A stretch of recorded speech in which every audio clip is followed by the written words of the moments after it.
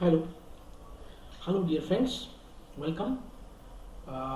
In our previous lecture, we have discussed the first part of this unit is the introduction, scope, and importance of aquaculture, and along with this scope, importance of aquaculture, we have discussed the different type of culture system, that is the traditional culture, then the extensive culture, then the semi-intensive culture, intensive, super intensive culture we have discussed in our previous lecture. Now we are moved towards the next part of this unit is the types of aquaculture. Okay, first point is the introduction or scope and importance of aquaculture. Now the how many types we have means the based on the combination of cultivable organisms. Okay, means how many species we can culture, okay, on the basis of the number, on the basis of the combination. Again, the combination means the by using some the ecological niches of water. Okay, so types of aquaculture based on the combination of cultivable organisms. It can be classified into three types. We'll discuss one by one. The no, monoculture, then the polyculture, and the third one is the integrated fish farming. Okay, these three types we have to discuss in this point. Okay, so first of all we will discuss the monoculture. What is monoculture and how it gives yield in the aquaculture. Okay, so monoculture means it is a culture of single species in a given culture unit. Okay, means a single species can be cultured, for example, in pond, in a raceway, then the tank or a cage. Okay, or other types of culture chamber. Okay, it is called monoculture. Means in a particular area only a single species can be cultured. Okay, and even that the monosex culture is employed for the culture of males and females of a species in a separate ponds in order to enhance the growth rate and thereby increasing the yield. Many of you know that the Orychrus mosambicus is a prolific breeder. Okay, it is a prolific pond breeder, and this fish can be used for the we can say the for the monoculture.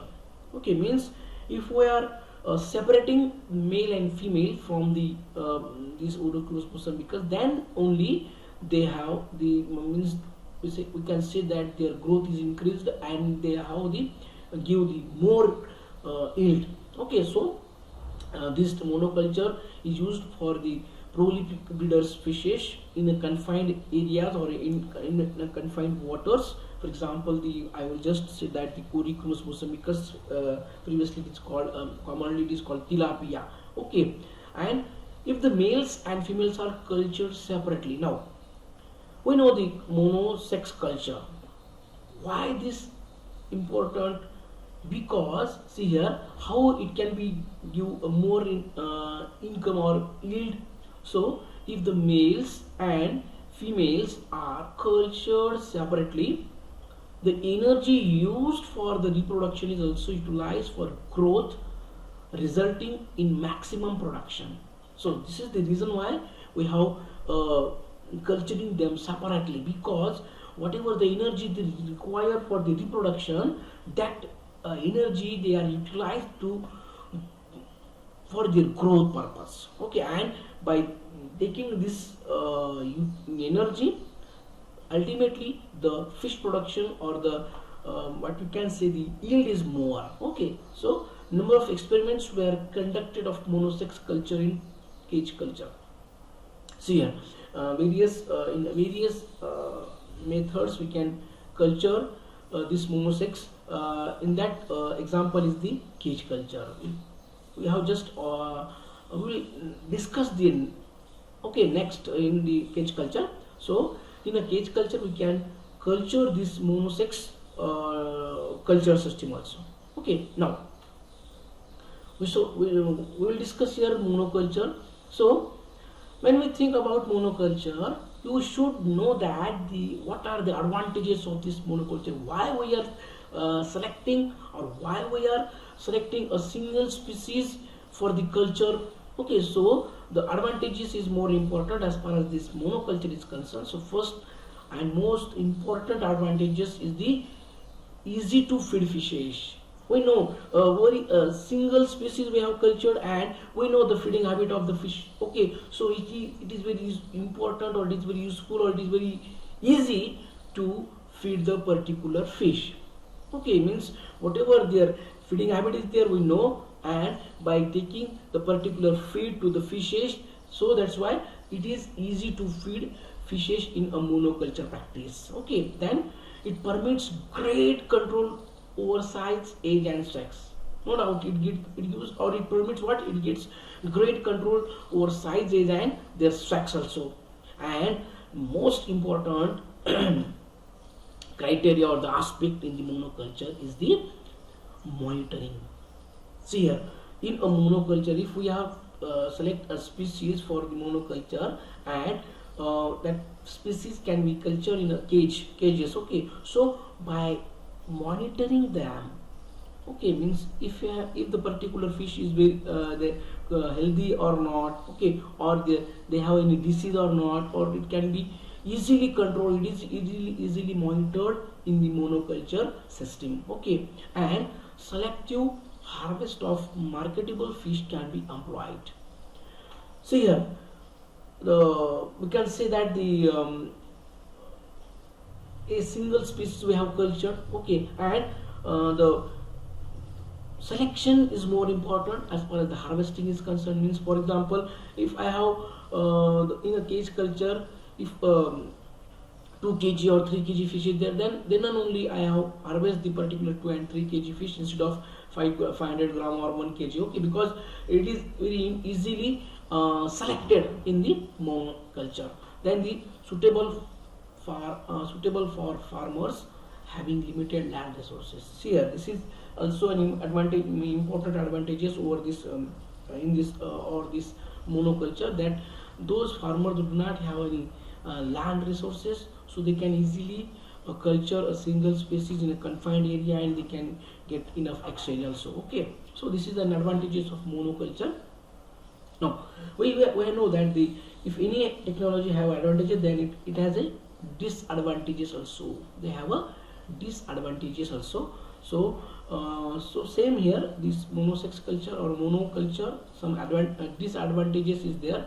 So natural productivity of pond is not fully utilized. If a single species you can culture in a pond, okay, and we know in the pond is a good or we can say the rich in food of the net, or we can say that it is a very rich in a natural food, but we have just cultured a single species. So what about the other food present in the water body? Okay, so that natural productivity of pond is not fully utilized, means other material or other food is present in the water body that can be not utilized by a single species. That is the big disadvantages of this monoculture.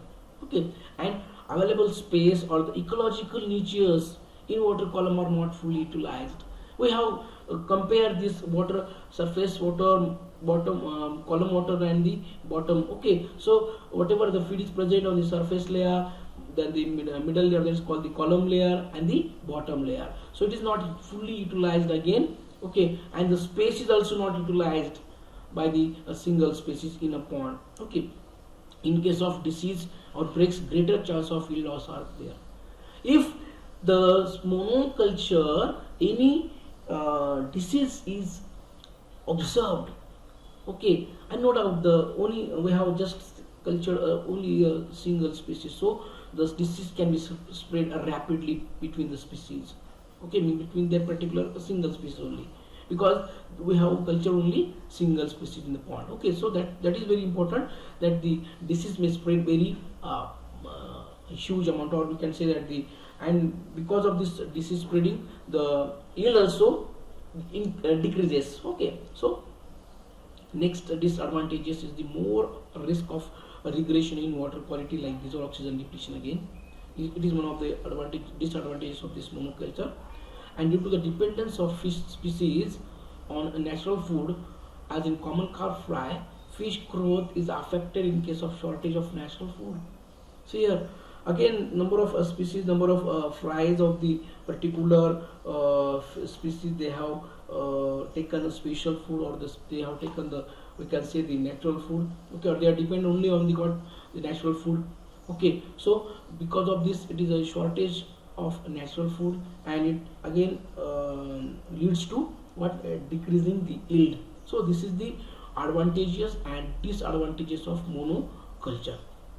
Now, when we select or when we think for monoculture, at that time some characteristics of a particular fish we have to study. It means that particular characteristic should have the fish, so that can be used to monoculture.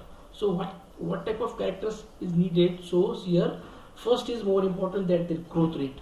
Means whatever the fish we have selected, that fish means their growth is or they have fast growth rate. It must possesses fast growth rate, so that fish can be selected for the monoculture. And it should be able to what, feed on cheap artificial feed also.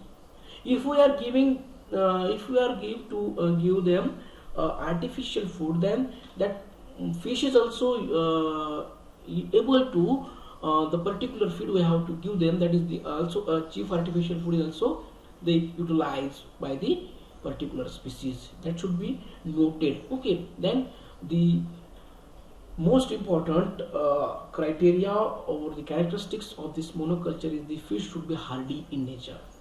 Means it should be hardy, and it should be that particular fish is preferred for the monoculture. Okay, and they must have high tolerance against adverse physical, chemical, water parameters. So here we know the physico-chemical and biological properties of water is play a crucial role in our fish culture. Okay, so when we think about the monoculture, at the time the particular species that we have selected for this culture, it should have a tolerance, it should have a high tolerance against the adverse physico-chemical water parameters. Okay, that should be a very important point. And it should be disease resistance also. Okay, means if we have selected any species, that fish or that fish species should be what, it should be disease resistance. Okay, and the fishes should be of good nutritional value. Again, this is very important feature, because see here, fish, if we have select a fish that there is no value of food, so it is not good, or it is not that particular we can say that the exchange, or the we can say the if the fish is not nutritionally nutritional value, then there is no sale of the particular fish to the or there is no demand of the people. So it should be noted that when you select the fish, that should have a good nutritional quality, means their requirement is more in the market, means by the people they require, or the demanding by the demanding species we can culture in a monoculture. For example, in our area, the Indian major calves, for example, cutlass, they are roam, regal, that species they are more demand in a market. So that should be, that point should be noted while we have selected species for the monoculture. Okay, now then the fish that we have cultured, it can be easily harvested. Okay, that point is also important as far as the monoculture is concerned. Okay, and it should be prolific breeder. See here, just I have previously I have just told you that the fish must have prolific breeder, means their breeding is continuously, means in a year must twice they can breed. Okay, so that can be easily we can see the increasing the numbers of the fishes. So this is the characteristics of cultivable fish species. in a monoculture practice. Okay, these are the characteristics by which we have we select or we have choose this type of fish only before we think about the monoculture. Okay, now I have just explained you. So you can see in this slide the number of fishes is there. So all these fishes are if we are going to any market, fish market, so these fishes are easily seen by us. So number one is the katla katla, then the labio rohita, and the Sirinus mrigala is there. These are these three fishes. This is katla, rohu, and this mrigal. These are the three fishes. This is the what they are the indigenous, or we can say the Indian major crabs. That Indian major crabs, they are found all over the country, and like the below this is the hypophthalmic molluscs, that is called silver carp. Then the Cyprinus carpio, then it is the common carp, and the Tinophragdon idilla is grass carp. These three species, they are the exotic carp. They are imported from other countries. Okay, and they are also useful for the monoculture. Singly you can use katla, you can use klebio, you can use mrigala, or the silver carp, or the common carp. No doubt, the common carp is a species that is used in a very number of places for these monoculture practices. Okay, again this grass carp is also useful for this, what we can say, the monoculture. Okay, so this is the monoculture. Now the next culture system is the polyculture, means depend on the combination of the fishes. Okay, so the culture of two or more species together in a pond. How we can define it, that the culture of two or more than species together in a pond, okay, or any other culture unit is called polyculture, or in another word we can say that composite fish culture, or we can say the composite culture.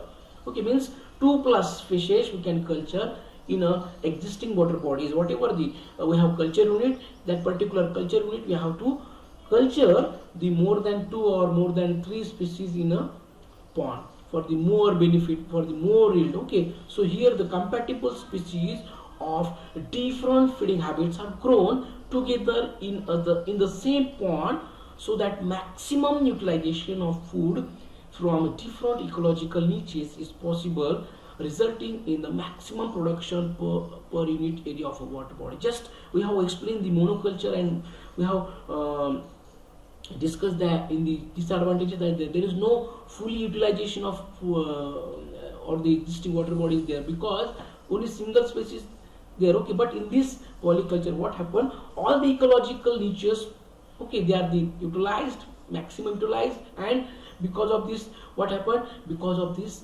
all the water body or their means we can say the surface column and the bottom region of this pond can be utilized easily, and maximum it can be produced from this polyculture nowadays.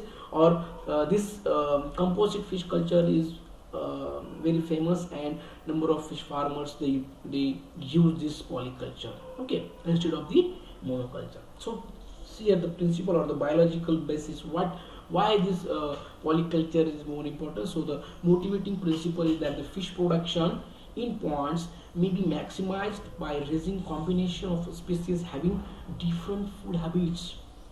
So see here, if we have selected the Indian major carps and the exotic carps, then I have just shown these are the three species that they are, we can say that these six species can be cultured together because their feeding habit is different.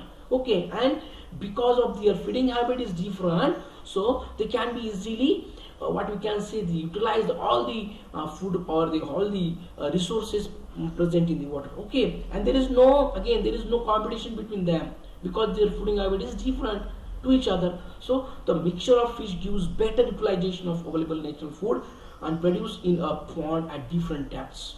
We have just explained that different depths, surface is there, column is there, and the bottom is there. So the mixture of fish gives better utilization of available natural food produced in a pond at different depths, and as a result, it get a higher yield is obtained in the polyculture. Okay.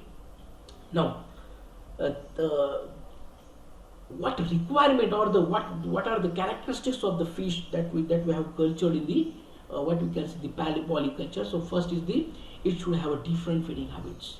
Means if we have selected two species and the particular species their feeding habit is same, so it is not possible or it is not good for the polyculture. But if that particular fish we have selected, means two or more species we have selected, that feeding habits should have a different. Means one species can feeds on phytoplankton, so other species can feed on phytoplankton or omnivorous, okay, as per their feeding habits. And they should have occupy different ecological niches also, surface, column and bottom. Okay, so they are all using these ecological niches and they should attain marketable size at the same time.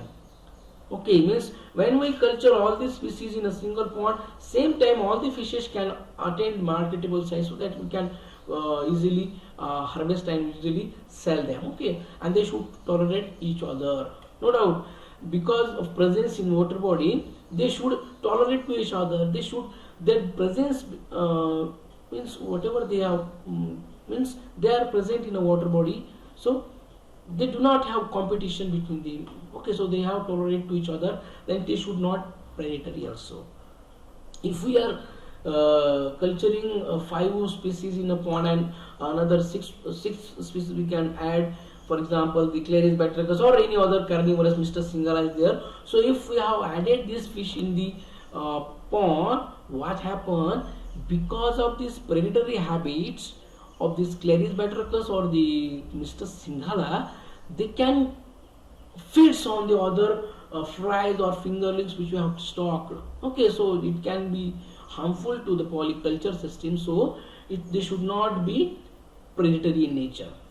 Okay, now we can say the how many fishes we can culture. So Indian major carps, the combination of Indian major carps and the exotic carps, they are the most useful fishes in polyculture system. But along with the Indian major carps, that is the Catla, Leberoita and Cinus frigala, the most common fish they are using, that is the common carp, that is the Cyprinus carpio. Okay, the demand of fish is more in the market along with this Indian major carps. So and other species may also be used while while culturing along. Okay, now see the number of how they are using as per their feeding habits or as per their ecological niches. So plankton feeders, so you can see this plankton is usually the most plentiful food in pond, and it is essential to include a plankton feeding fish in a polyculture system, no doubt. We know the planktons, they are very important as far as the fish growth is concerned, and their presence is more in a pond water or in a water. So by utilizing these planktons, we have to select the plankton feeder fish for the polyculture practice. Okay, so this group of fish feeds on the tiny, that is the free floating plant, that is called phytoplankton, and animals that are called zooplankton, which multiply abundantly in a fertilized ponds. If a pond is fertilized, then this quantity of these planktons, for example the phytoplankton and zooplankton, maybe increases, and the fishes which we have selected for the polyculture, they may have used this plankton as a food. So remember that, for example the Catla and the Leberoita, these are the two fishes, we can say that they are the plankton feeders and they are the best example to culture in a polyculture system. Okay, now the herbivorous, this group of fish feeds on aquatic vegetation, whatever the aquatic vegetations or vegetation is present in water body, so that feeds or that vegetation can be utilized. So that type of fish we have to select it, and the grass carp is the most noted for this behavior, and is stocked in ponds for the weed control. Okay, it means along with their weight control, their size increases, and that fish is also demanded or demand in the market. Okay, so herbivorous fish can be selected in the polyculture system. Now the bottom feeders. In this group, the fish feeds primarily at the bottom, pond bottom. Okay, and they consume a variety of decaying organic matter, aquatic organisms such as clams, the insects, worms, snails, and bacteria living in or in the sediments. So when we select this type of fishes, that is good for the polyculture system. Okay, means whatever the bottom dwellers species is there, they are utilizing the bottom decaying organic matter or the insects. They are also harmful to harmful the fishes or the worms or the snails or the bacteria. Okay, and the most important fish of this bottom feeder is the, I have just told you, that this Cyprinus carpio, or the, we can say, the common carp. It is well noted for this behavior for bottom feeders. Okay, now the next important is the omnivorous feeder. Now omnivorous feeder means what? So this fish of this type of fish feeds on insect larvae, molluscan, snails, worms, along with the aquatic vegetation also. Means they are not taking only vegetation or only the other small animals, organisms, but they are utilizing both. Means they are omnivorous in feeding habit, and the Cyprinus murigala is a typical example of the omnivorous fish. Okay, so these are the fishes that we have to that we have to select it when we start the polyculture system. Okay, now the next is the advantages and disadvantages of this polyculture. See here, most important that it is the feeding niche is utilized fully in this system. Okay, means I have just told you that the pond, surface, column, and the feed bottom dweller is there. Okay, so that all the ecological niches, or we can say the feeding niches, that is fully utilized in the system, and the space available in the water column also utilized fully by the fishes. Then the full utilization of compatibility of a species. Then the again, so we have cultured more than 2 or 3 species in a pond. So whatever the artificial we have given them, that all feeds, they are also utilized or fully utilized by the fishes present in the pond. One of the important advantages, okay, of this polyculture. And less chances to fail the enterprises. Okay, then a variety of products available in market make more economic return than monoculture under same condition. See here, we have just explained the monoculture. We know that single species can be cultured, and but the advantages is less and disadvantages more in the monoculture. But in this polyculture system, the more economic return than the monoculture. So in the same condition, if pond we have selected for the monoculture, same pond can be used for the polyculture, and the more economic return from the pond is made. Okay, so then they play an ecological role in maintaining water quality also. This polyculture system also plays an ecological role in maintaining the water quality of the particular pond or the particular culture unit what we can, that we have selected. Then less chances to epizootic diseases and parasites in the polyculture system. Then the disadvantages, that is the difficult to harvest and the difficult to maintain the food for all the species.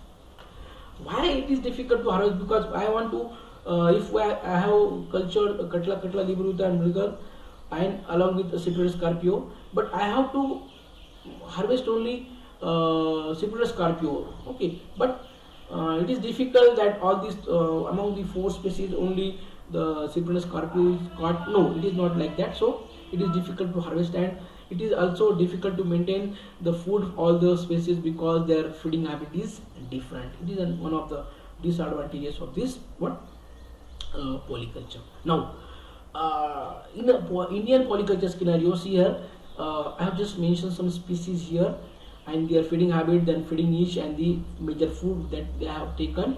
So when we think about the polyculture, so fish species, feeding habit, feeding niche, and major foods. So common carp, that is the Cyprinus carpio. Their feeding habit is omnivorous.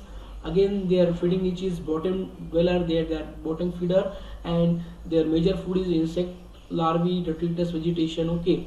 Then the silver carp, that is it is the habit is the planktonorious, plancurious. Then the silver carp is the surface feeder. It feeds on phytoplankton present in the surface layer of the water.